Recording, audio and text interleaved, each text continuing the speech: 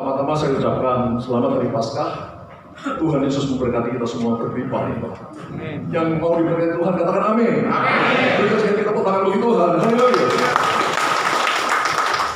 Saudara yang terkasih, sudah 2 tahun lebih ya kita mengalami pandemi COVID-19.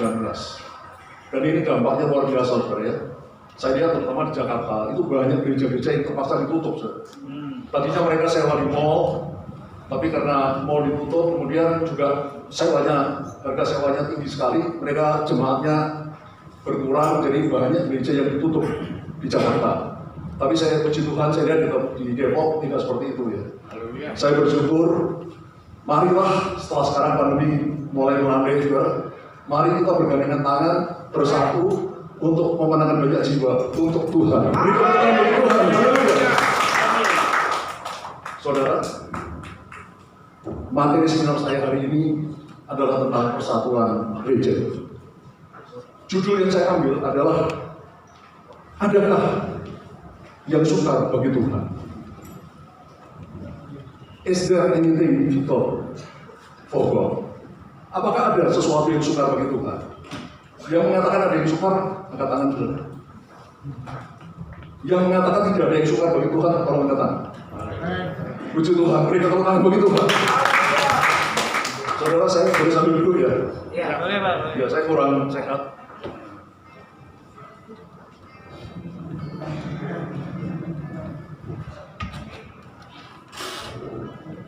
Ya, tadi malam saya kurang tidur juga.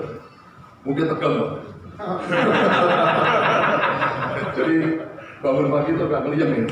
Ngeliam tahu kan ya? Kalau orang dari Jawa pasti tahu lah ngeliam. Ya, goyang-goyang itu kayak mau melayang.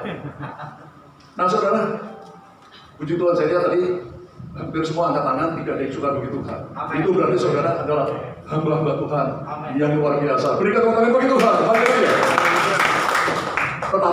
Tetapi nyatanya ada yang suka bagi Tuhan. Maaf, sorry to say. Nyatanya ada yang suka bagi Tuhan. Apa itu? Nanti saya akan terangkan. Tapi sekarang kita akan lihat dulu tentang 3 peristiwa. Yang pertama, coba di next. Untuk mengusir ribuan setan yang merasuki 2 orang di Gadara, Yesus hanya perlu mengucapkan sepatah kata. Berapa patah kata? 1 patah kata. Pergilah. Dan ribuan setan itu masuk ke dalam babi-babi dan terjun ke dalam jurang. Mari kita baca ayatnya, saudara. Matius 8 ayat 32. Ada di layar, kita baca bersama. 1, 2, 3. Yesus berkata kepada mereka, pergilah. Lalu keluarlah mereka dan masuk ke dalam babi-babi itu. Maka terjunlah seluruh kawanan babi itu dari tepi jurang ke dalam danau dan mati di dalam air. Saudara, kita tahu kisahnya. Waktu itu Yesus dengan murid-muridnya berlayar dengan perahu di danau Galilea. Dan mereka tiba di daerah orang Gadara. Dan ketika mereka mendarat, sekonyong-konyong dari arah kuburan datang 2 orang kerasukan setan.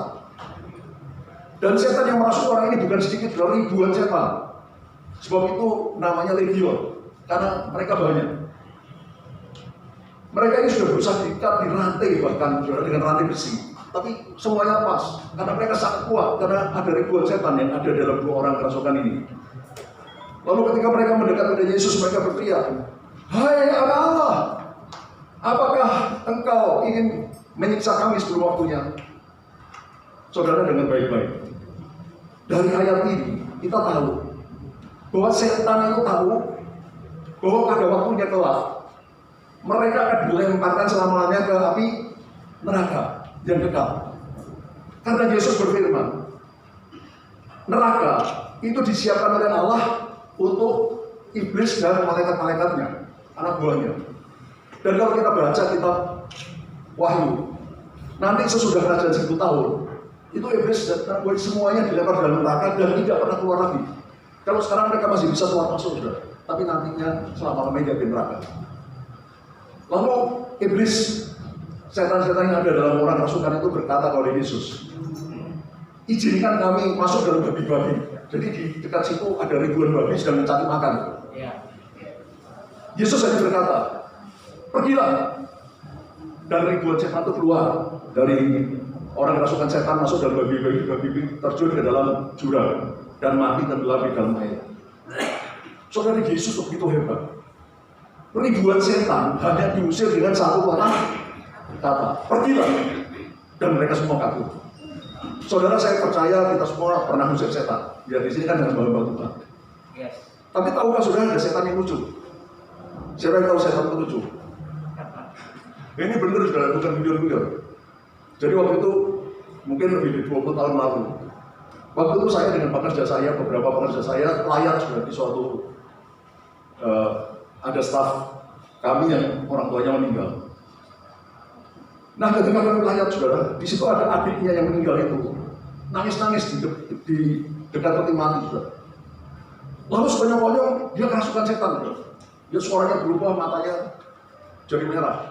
Kami bawa ke dalam suatu kamar, rame-rame kami usir setannya. Ternyata bukan satu setan, ada beberapa setan. Jadi si bapak ini yang kerasukan, itu dia berburu ke berbagai tempat. Jadi ada banyak setan yang ada dalam dia, tapi ya bukan banyak sekali, mungkin sekitar 5 atau apa. Diusir masih ada. Terakhir saya tanya sama orang yang kerasukan itu, kamu masih ada? Dia bilang, tidak ada. Tapi ngomong tidak ada itu matanya kelihatan. Matanya merah sama suaranya tidak ada. Itu kan sudah kelihatan. Kamu bohong. Saya bakar kamu dengan api Roh Kudus. Kamu rasa panas. Ampun, panas. Lalu ada teman saya tanya, siapa namamu? Dia bilang, Raden siapa? Saya lupa. Raden siapa? Kemudian saya bilang, keluar kamu pergi. Dia saya keluar.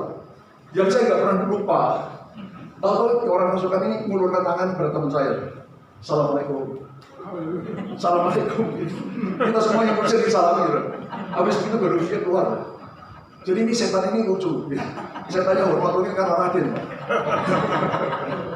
Ini kejadian benar ya. Tapi yang saya mau ngomong saudara, kami beberapa orang pendeta-pendeta mengusir setan. Pada satu orang itu mungkin hanya sekitar 5 setan gitu. Semua itu setengah mati sudah. Mungkin jam-jaman, ya peringatan semua, teriak-teriak, baru setannya kabur. Yesus hanya ngomong satu patah kata, pergilah, dan ribuan setan keluar dari orang tersebut. Berikan tepuk tangan bagi Tuhan. Peristiwa kedua yang kita semua juga sudah kenal. Next, untuk meredakan badai yang mengamuk di Danau Galilea, Yesus hanya perlu mengucapkan berapa patah kata? 2 patah kata. Diam, tenanglah. Mari kita baca ayatnya. Markus 4 ayat 39. Mari kita baca bersama. 1, 2, 3. Ia pun bangun menghadapi angin itu dan berkata kepada danau itu, diam, tenanglah. Lalu angin itu reda dan danau itu menjadi teduh sekali. Bayangkan, Tuhan Yesus yang mulia sedang berlayar di Danau Galilea. Sekonyong turun angin badai. Dan pada waktu Tuhan Yesus tertidur di gurita di atas sebuah tilam. Angin mengamuk begitu hebat, danau bergelora sampai airnya masuk ke dalam perahu, hampir tenggelam. Sehingga muridnya berteriak-teriak ketakutan, Tuhan tolong kami, apa kau biarkan kami binasa? Yesus bangun lalu menghadap angin dan danau. Diam, tenanglah. Berapa patah kata? 2. Diam, tenanglah. Angin segera mereda, danau menjadi teduh sekali. Luar biasa Tuhan itu.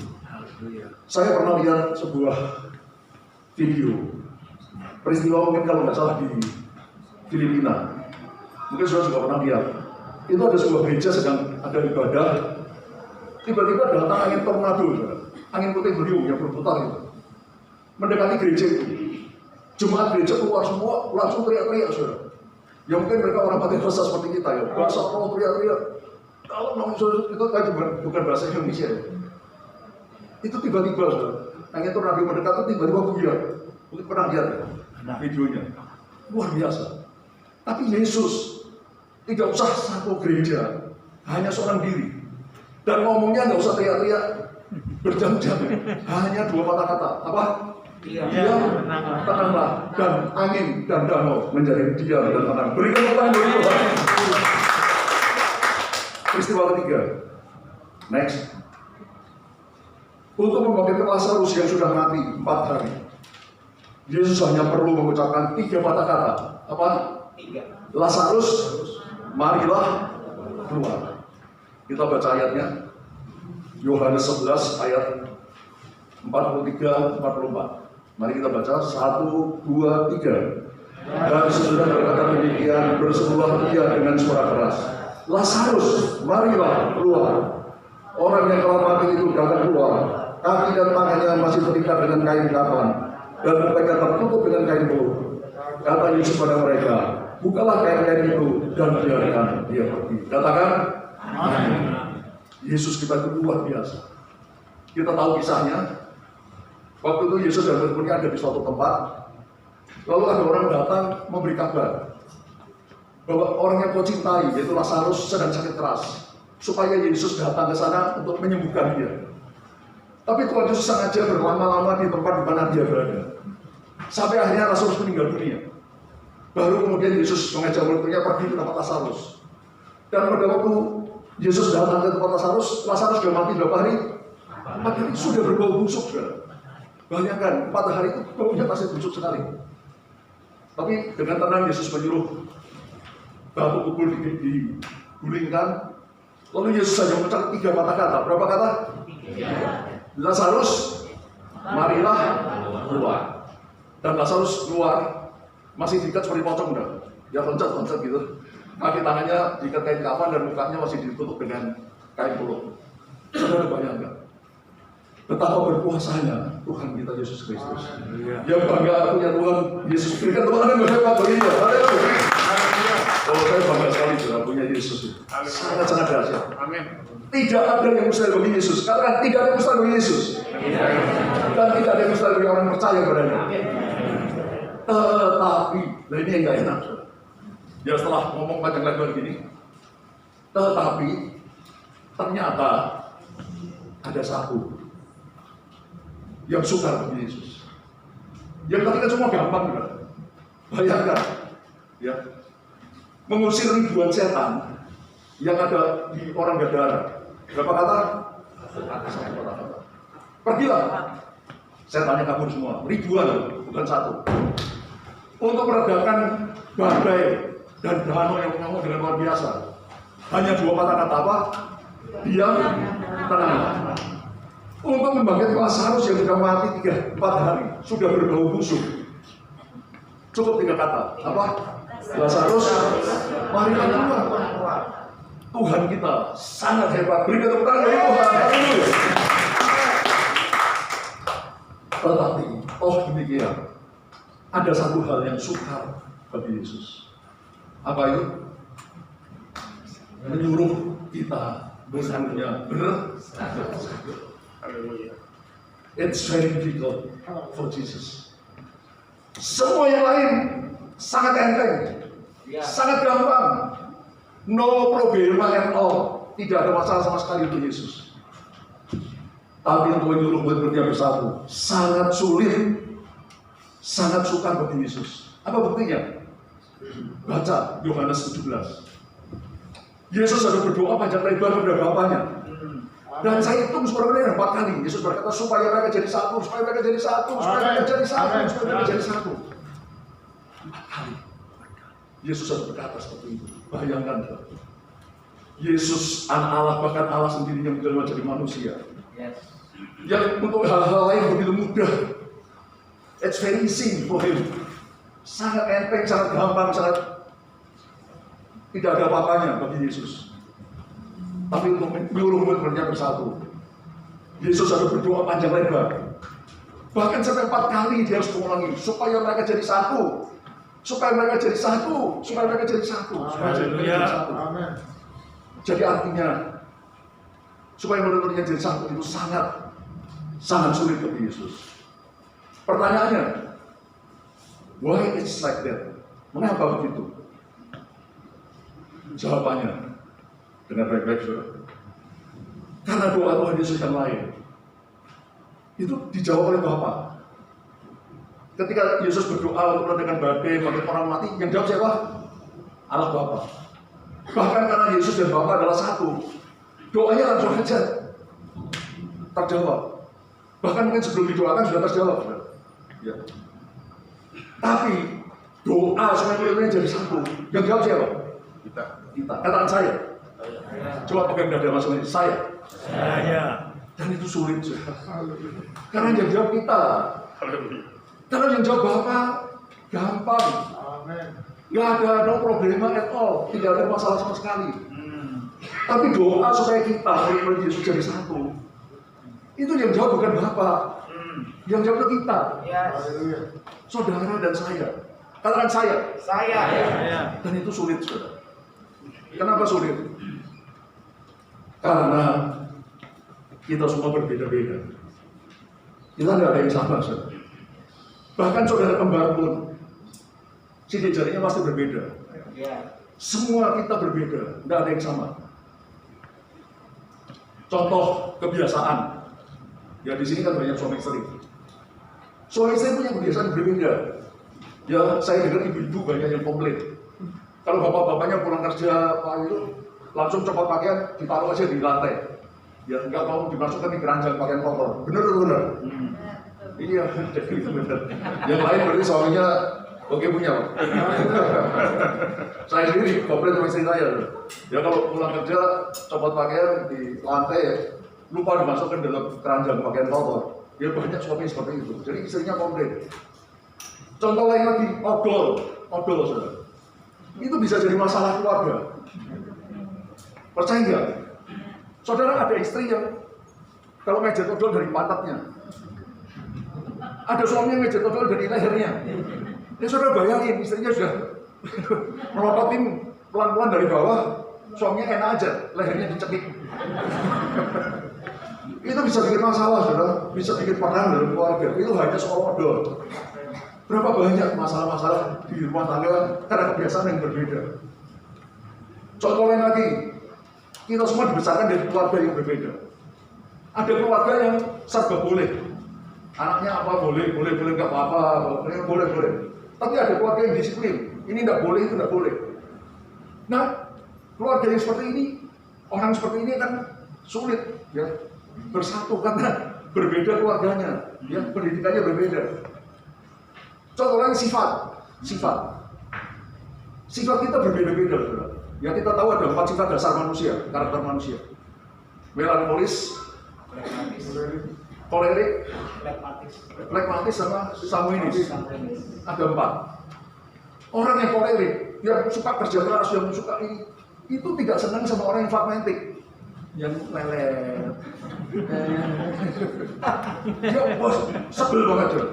Ya orang yang kolerik, yang suka kerja keras, suka lihat orang flegmatik, sebel banget juga. Sebaliknya orang yang melankolis, lihat orang yang kolerik juga sebel. Karena orang kolerik kan, kayaknya berkuasa. Dia rasa ini kok nggak pakai perasaan sih. Lihat orang melankolis itu suka pakai perasaan. Lihat orang yang kolerik, wah dia jengkel loh. Ini orang ini nggak pakai perasaan ya. Orang ini wah sudah. Jadi sulit saudara, karena beda. Belum lagi kenyataannya saudara. Orang itu sifatnya bukan melankolis 100% enggak.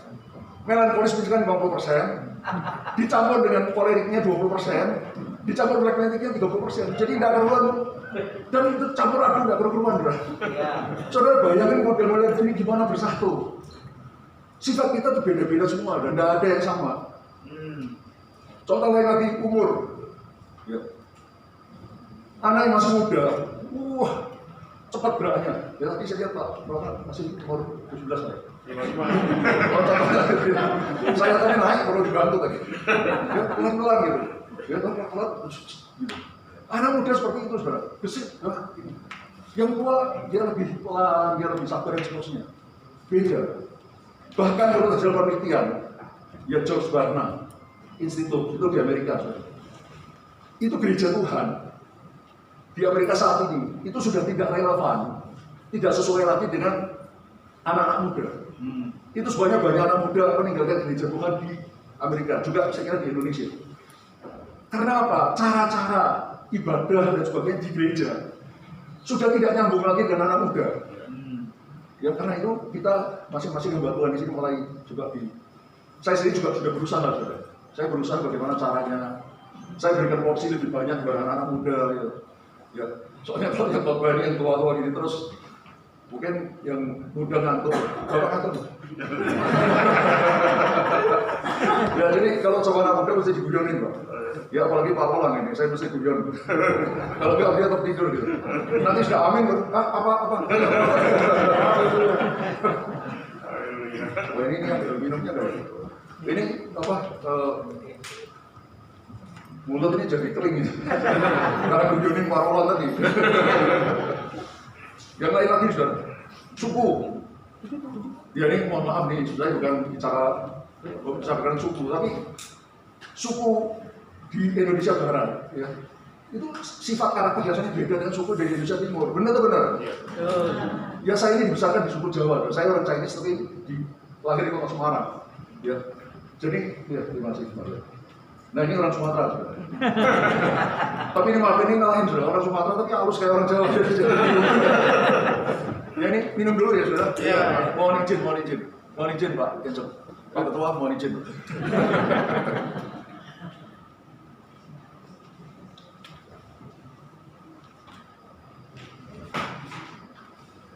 Ya istirahat sebentar. Tarik nafas sebentar. Ya saudara. Jadi dengan begitu banyak perbedaan, itu bagaimana kita bisa bersatu? Ya, semua berbeda-beda, nggak ada yang sama. Bahkan tadi saya bilang saudara kembar pun itu beda, saudara. Sidik jarinya nggak ada yang sama, beda. Sifatnya kadang-kadang mirip-mirip, tapi tetap ada perbedaan. Nah, pertanyaannya, bagaimana seharusnya?